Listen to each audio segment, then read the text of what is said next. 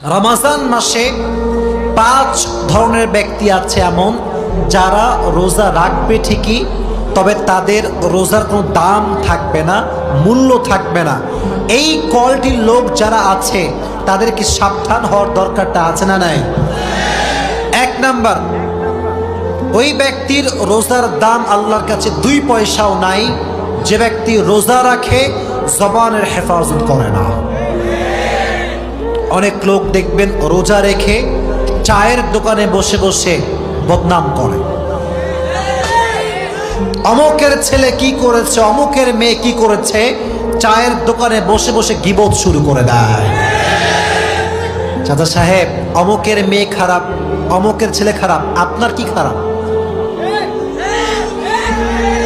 কথা বলেন যুবক ভাইয়েরা। নিজেকে দেখেন, নিজে ভালো তো দেশ ভালো।